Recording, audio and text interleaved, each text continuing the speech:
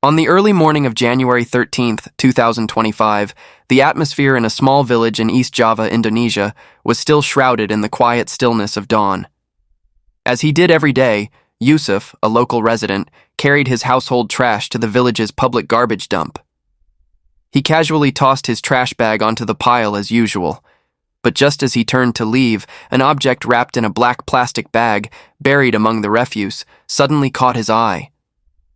Beneath the layers of plastic, a rectangular shape stood out more distinctly than the surrounding debris, as if someone had deliberately placed it there rather than carelessly discarding it. Compelled by an inexplicable feeling, Yusuf moved closer. He carefully pulled the torn plastic aside and immediately recoiled when he saw a red suitcase, still relatively new, standing out conspicuously among the worn and filthy garbage. A pristine, clean suitcase appearing in a place full of dirty waste? This made him wonder, what's inside this thing? Curiosity rising, Yusuf began tearing away the black plastic to reveal the entire suitcase. He tried lifting it with both hands and discovered it was abnormally heavy, completely unlike the feel of a suitcase containing clothes or ordinary discarded belongings. A moment of hesitation passed, but then curiosity overcame caution. Yusuf bent down and slowly pulled the zipper open. In an instant, a horrific stench immediately hit him full in the face, so overwhelming that his throat constricted and his breath was blocked for several seconds. Inside the suitcase, a red bedsheet was wrapped in multiple layers. At first glance, Yusuf thought it was just a pattern, but when he looked more carefully in the pale light of early morning, he realized with horror that the red wasn't a pattern at all. It was darkened, dried bloodstains, blotchy across every fiber of the fabric. Worse still, between the folds, he caught glimpses of some strange substance resembling human tissue mixed inside. Utterly panicked, he ran from the dump site and rushed to the village chief's house to report what he'd found. Upon hearing the news, the village chief didn't dare delay and immediately called the police. Before long, police forces arrived at the scene. When they carefully opened the suitcase in front of witnesses, the sight revealed inside made even experienced investigators shudder. Inside that red suitcase was the body of a woman, already missing her head and legs, her naked torso crammed and curled up like a discarded package. Her grayish skin was covered with wounds, bruises, and signs of torture, showing that before her death, the victim had certainly endured extremely cruel torment. The air became thick with the smell of death.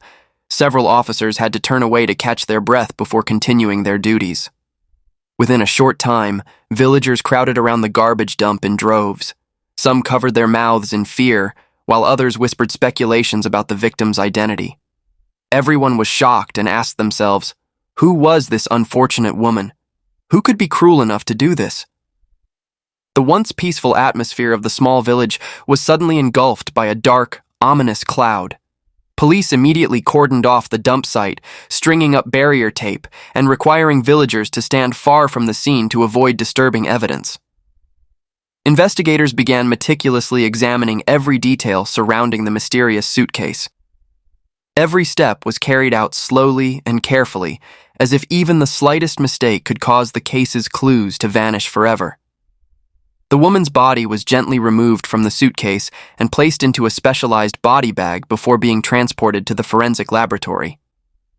The expressions on the officers' faces all became grave, because they understood that every wound, every bruise, every strand of hair on the body could be the key to unlocking the truth.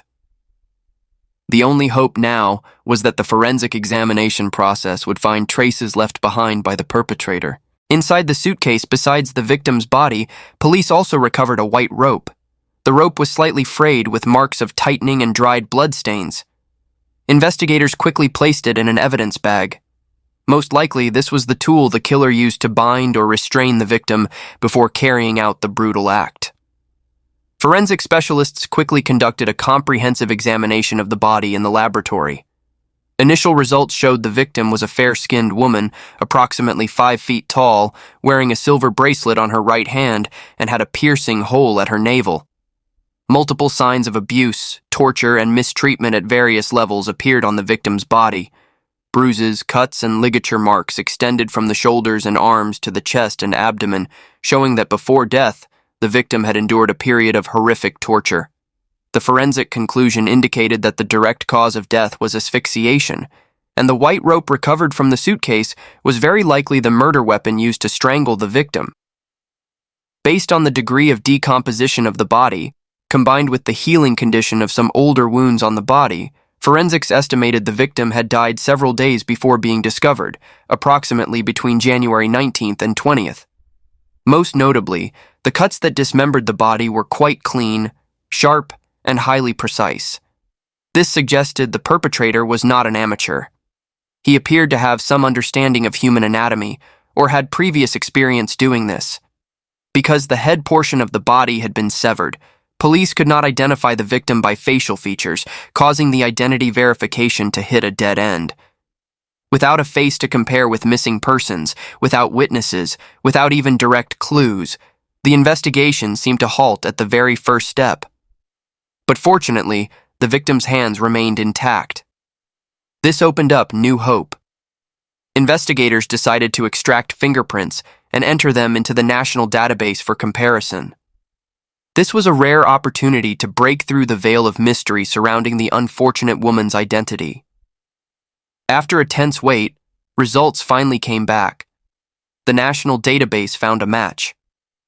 The fingerprints showed the victim was initially identified as Uswatun Khasanah, 29 years old. Immediately, police contacted the family to conduct identification procedures. After verification, combined with DNA test results with her biological mother, the victim's identity was officially confirmed. The body in that red suitcase was indeed Uswatun Khasanah. But discovering the victim's name was only the beginning. Behind that name lay a real life. What had actually happened? Why did a 29-year-old woman have to die in agony, tortured, dismembered, and discarded like trash? What conflicts, secrets, or dark relationships were hidden in Khasanah's life that outsiders never knew about? Along with the identity confirmation, a series of new questions immediately arose, bringing with them countless suspicions. What was the perpetrator's relationship with the victim? And for what reason did they have to act so brutally as to dismember the body and dispose of it in a suitcase? Uswatun Khasanah was born on April 25, 1995, into an ordinary family in East Java, Indonesia. However, that home did not provide her with much real warmth. When Khasanah was very young, her parents divorced due to their broken relationship, and each quickly built a new life. Khasanah, along with her younger brother and sister, was forced to move in with their paternal grandmother. Her childhood was spent in a house lacking parental embrace, lacking companionship, lacking words of care, and lacking even the feeling of protection, something every child craves. Though cared for by her grandmother, the emotional void in that small soul was never fully filled. Growing up in a home lacking parental love, Khasanah always yearned to love and be loved. It was precisely this emotional void from childhood that made her particularly invested in relationships, quick to place trust in others, and willing to sacrifice to maintain a home of her own. In 2015, Khasanah married a young man from her village and gave birth to a baby boy. She had hoped this would be the family she never had as a child. However, the marriage did not turn out as expected. Accumulated conflicts led the couple to divorce in 2018. That same year, Khasanah remarried for the second time and gave birth to a baby girl, who is now 7 years old. She tried once again to build the home she had always longed for. But unfortunately, the second marriage also couldn't avoid falling apart. To support her 2 young children, Khasanah decided to leave her hometown and move to Tulungagung. She rented a room in a modest family boarding house, caring for her children while struggling to make a living. Here, Khasanah found work selling cosmetics. The income wasn't high, but it was enough to help the mother and her 2 children get by day to day. In 2022, Khasanah once again entered into marriage. The man she married was named Romat Hartanto, from Tulungagung, commonly called Antok by everyone. However, strange things began to emerge from this point. Khasanah's family had never met Antok, didn't attend a wedding, and didn't even have a single photograph of this man. Even the landlady, who lived in the same boarding house area as Khasanah, could only provide vague information. She said a strange man frequently came to visit Khasanah, sometimes staying overnight, but she couldn't confirm whether he was actually her legal husband or not. Then one detail made everything even more mysterious. After the murder case was discovered and the victim's identity was revealed, that man disappeared completely. That mysterious man immediately became the biggest point of suspicion in the eyes of the police. Someone called the victim's legal husband, yet the family didn't know him, neighbors weren't clear about him, and no one even had a single photograph. What kind of man was he? And was he directly connected to Khasanah's horrific death? Unable to ignore such clear traces, police decided to hunt down Antok at all costs. They began reviewing all of Khasanah's assets, relationships, and activities before she disappeared. One prominent detail emerged. Under Khasanah's name was a white Suzuki car purchased on an installment plan. But at the time of the investigation, the car had completely vanished. It wasn't at the boarding house, and no one had seen it after the body was discovered. Following the sales documents, police discovered the Suzuki had been sold to a man in Sidoarjo. The buyer stated he didn't know Khasanah at all, only transacted through the seller. And the person who sold that car, according to documents and transfer messages, was a car dealer named Hartanto, matching the identity of Romat Hartanto, also known as Antok, Khasanah's third husband. Police immediately went to Antok's residence to make an arrest, but when investigators arrived, the house was completely empty. Antok had disappeared without a trace, suggesting he had apparently gotten wind of police movements early and fled beforehand. Not giving up, police expanded their search, tracking his social connections, schedule, transaction trails, and recent movements. After many hours of continuous pursuit, finally in the early morning of January 26th, authorities spotted Antok traveling on the highway in Madiun City, East Java. A special task force immediately blocked the vehicle and successfully arrested the suspect. What caught police attention was Antok's attitude. When arrested, he didn't resist, didn't flee, showed no fear, and even maintained an inexplicably calm demeanor, as if he had nothing to do with the case. But was Antok really the one who murdered Khasanah? If it was indeed him, why would he attack a woman he had once been intimate with? In the first interrogation, Antok gave shocking testimony that completely contradicted information the victim's family had previously known. He claimed he wasn't married to Khasanah. They had only dated a few times, and he had been married for a long time, living with his legal wife. Khasanah was just his mistress, and each time they met they rented hotels rather than living together. He even insisted the two had broken up some time ago and hadn't had any contact for a long time. Antok's evasive statements couldn't possibly deceive the investigating agency. Neighbors at the boarding house confirmed seeing him enter and leave Khasanah's room multiple times, even appearing at night and staying overnight. The gestures and attitudes of both didn't resemble a relationship of dating a few times, but were intimate like an actual married couple. Faced with clear witness testimony, verified evidence, and undeniable contradictions, Antok understood that being evasive would only put him at a greater disadvantage. Finally, knowing he could no longer avoid it, he was forced to bow his head and admit his crime. Antok confessed that he was the one who murdered Khasanah. Antok had worked in Taiwan for 6 years, then returned to Indonesia and settled in Tulungagung. Besides dealing in cars, he also held the position of principal at a martial arts school, had stable income, and appeared quite successful on the surface. Precisely because of his mature, calm appearance and social status, Antok easily made a favorable impression on those around him, especially women. In 2022, when Khasanah had just ended her second marriage and was in a period of loneliness and feeling lost, she met Antok. Because they frequently talked, met, and he showed her attention, their feelings quickly blossomed. In just a short time, Khasanah fell into the trap of love, believing she had found a new shoulder to lean on after her failures. However, what Khasanah didn't expect was that this sweet love was actually just a sophisticated trap. Antok had a legal wife and child for a long time, living together under the same roof. He deliberately concealed his status, concealed his family, and constructed the image of a successful single man, to deceive her into stepping into this wrong relationship. When the truth was discovered, it was too late for Khasanah to turn back. Because she had already sunk deep into the feeling of being loved, being cared for, having the emotional void from her incomplete childhood filled, she chose to ignore the truth, convincing herself that love alone is enough. In the end, Khasanah willingly turned herself into the third party, becoming Antok's mistress in the shadows. Over time, Khasanah's feelings for Antok grew increasingly deep. She no longer felt satisfied with a relationship hidden in darkness, existing only in scattered hotel meetings. From craving love, Khasanah gradually craved recognition, to walk proudly beside the man she loved as a true wife. More than once, she frankly asked Antok to make their relationship public, give her a legitimate status, even start a new family with her. But each time, Antok found enough reasons to delay, sometimes saying it wasn't the right time, sometimes claiming he was still entangled in family matters, other times citing economic circumstances or the children. His answers were never definitive, but also never harsh enough for her to let go. Antok skillfully painted a rosy future, promising a happy life.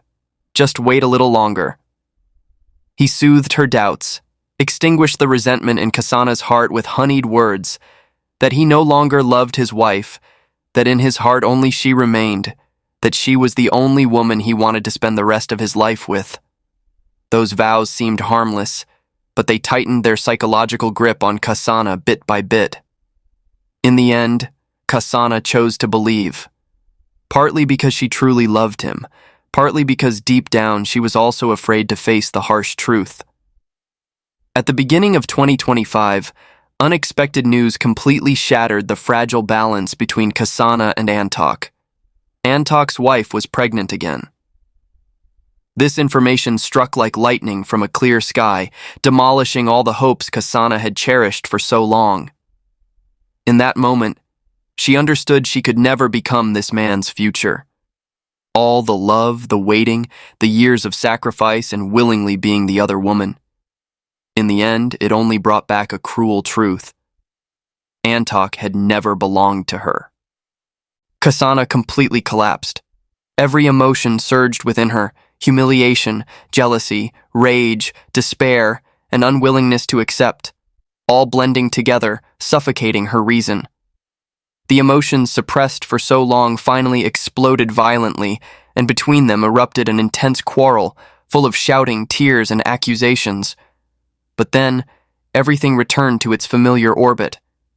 He only needed to coax, swear, and paint more sweet prospects as before, and the anger in Khasanah's heart gradually subsided. On the evening of January 19th, Khasanah and Antok went to a restaurant for a date. Surveillance camera footage showed the moment the two walked in hand, looking no different from an ordinary couple enjoying a romantic evening. They chose a table by the wall, and a server quickly brought the menu. Both ordered food, ate while chatting, occasionally even smiling at each other. For nearly 2 hours, there was no sign that a terrible tragedy was waiting for them ahead. Around 10 p.m., the two left the restaurant. Afterward, they went to a hotel in Kembury, checked in, and entered room 301. It seemed like that night would be just another date like all the times before, but according to police investigation results, their intimacy stopped as soon as the door closed. Inside that sealed room, the emotional storm rose once again. The old subject became kindling for the fire. Khasanah continued to bring up Antok's wife's pregnancy, angrily accusing him of betrayal, of deceiving her feelings, and demanding that Antok confess everything to his wife and end his deceitful double life. The argument in room 301 escalated further and further. In a fit of uncontrolled rage, Khasanah cursed the child in Antok's wife's womb, saying that when the baby was born, it would become a prostitute. Just one sentence, but it struck directly at Antok's pride, his sense of honor, and the violent nature that had always lurked within him. In that instant, he completely lost his reason. Flames of anger flared up, obscuring what little humanity remained in him. Unable to control his emotions, Antok lunged at Khasanah, strangling and attacking the woman who had loved him with all her trust and naivety. The struggle ended in silence. In the small room, Khasanah lay motionless, no longer breathing. Antok looked at the body before him. This had been his lover, the woman willing to defy the entire world for him. But now, in his eyes, all that remained was a problem that needed to be dealt with. The moment his rage passed and reason returned, Antok didn't choose to turn himself in, nor did he call for emergency help. Instead of facing the law, he began calculating. If everything was discovered, his family, honor, career, and entire life would collapse. Therefore, Antok arrived at the most brutal decision: dispose of the body, erase all traces, turn Khasanah's death into an eternal mystery with no solution. After a few minutes of deliberation, he took out his phone and called his sworn brother, Mohammed Marana. Antok lied, saying he had left a suitcase at the hotel and needed someone to pick him up and go home to get his luggage. Without the slightest suspicion, Marana immediately set out. Around 11 p.m., Marana parked in front of the hotel.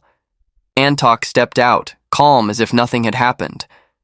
The two drove to Antok's house to get a suitcase, something that would soon become a tool for disposing of a corpse. On the way back to the hotel, he asked to stop at a 24/7 convenience store. Antok went inside and bought a fruit paring knife. Now, Antok had a suitcase, a crime scene, and a motionless body. What he still lacked was just the tool to complete the final chapter of this horrific crime. When the car stopped in front of the hotel, Antok turned to Marana. "Come back tomorrow morning to pick me up." Without any doubt, Marana nodded and left. At this point, Antok carried the empty suitcase and the fruit paring knife, casually walking into the hotel, returning to room 301, the place he was about to turn into Khasanah's final hell. The room door closed, and the brutal disposal plan officially began. Over the next 4 hours, Antok did something no one could imagine. He used the tiny knife in his hand to dismember Khasanah inhumanely, each cut cold and calm, as if he were merely handling a problem rather than destroying a human being's body. When finished, Antok took the hotel blanket, wrapped the torso, and stuffed it into the suitcase. He placed the head and legs separately into 2 black plastic bags, tying the bag openings tight like tying up garbage. Not stopping there, Antok continued meticulously cleaning the scene. He knelt down and painstakingly wiped every bloodstain on the tile floor, then moved on to treating every spot on the walls as if nothing had happened. The next morning, Marana returned to the hotel as promised. Sitting in the car waiting outside the lobby, he saw Antok going back and forth, his face as calm as if nothing had occurred. In Antok's hands were a heavily weighted suitcase and several large garbage bags, looking so bulky and heavy that he had to strain himself just to drag them toward the car. Marana didn't ask, didn't suspect, didn't comment. He just silently opened the trunk, then helped Antok load everything into the car, before the two quietly left the hotel, leaving behind room 301, where a horrific crime had just taken place that only Antok knew about. Their next destination was Antok's grandmother's vacant house, a remote place with few passers-by. Here, the two men dumped the entire suitcase and garbage bags inside the house, turning it into a temporary hiding place for the corpse. Now Antok's next objective was very clear: erase all traces related to the victim. And the first thing he needed to do was get rid of Khasanah's Suzuki car, which could become the most dangerous piece of material evidence. They drove to a used car market and found a suitable buyer. After some back-and-forth haggling, Antok and Marana sold the Suzuki for 57 million rupiah, approximately $3,600. The transaction completed smoothly like a normal business deal, leaving no suspicious signs whatsoever. Having completed the car sale, the two got on a motorcycle and returned to Tulungagung. On the morning of January 21st at 8 a.m., Antok rented a car and returned to his grandmother's abandoned house. Here, he carefully wrapped the red suitcase with plastic wrap and tape, wrapping multiple layers until there wasn't a single gap, ensuring the inside was completely sealed. After checking one last time, Antok dragged the suitcase to the car and placed it in the trunk, preparing for the final stage of the corpse disposal plan. At 10 p.m., when night fell, taking advantage of the thick darkness and roads with few passers-by, Antok drove to the garbage dump in Desa Dadapan village, Nganjuk district. He waited until no one was around, then dragged the suitcase containing the human torso and threw it into the garbage pile as if discarding an insensate piece of waste. Not stopping there, Antok continued driving to a remote forest area far from residential neighborhoods. Here, he threw the black plastic bag containing the legs into a densely overgrown area, hoping nature would erase the remaining traces. According to Antok's later confession, he had intended to dispose of both the head and legs at the same time. But when he threw the plastic bag containing the head out the car window, the victim's head unexpectedly hit the edge of the window frame, bounced back, and fell onto the back seat. The situation happened so quickly that Antok panicked completely, his heart racing wildly. Afraid of being discovered, he frantically closed the window and immediately sped away from the scene. On the evening of January 22nd, Antok once again drove out, searching for a place to dump the head. He found a small bridge by the roadside with a dried-up riverbed below. He felt this place was very secluded, where no one would discover it. So he threw the black plastic bag containing the head under the bridge. Having completed everything, Antok thought his plan was flawless and that police would never discover it. But he never imagined that just 3 days later, his crimes would be exposed.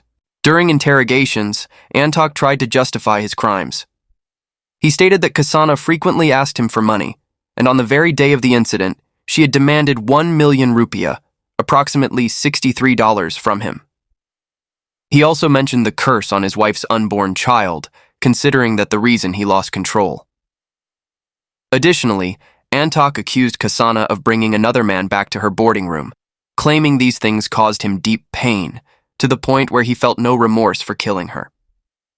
When mentioning Khasanah, Antok's face was blank, expressionless, without a shred of sympathy or remorse.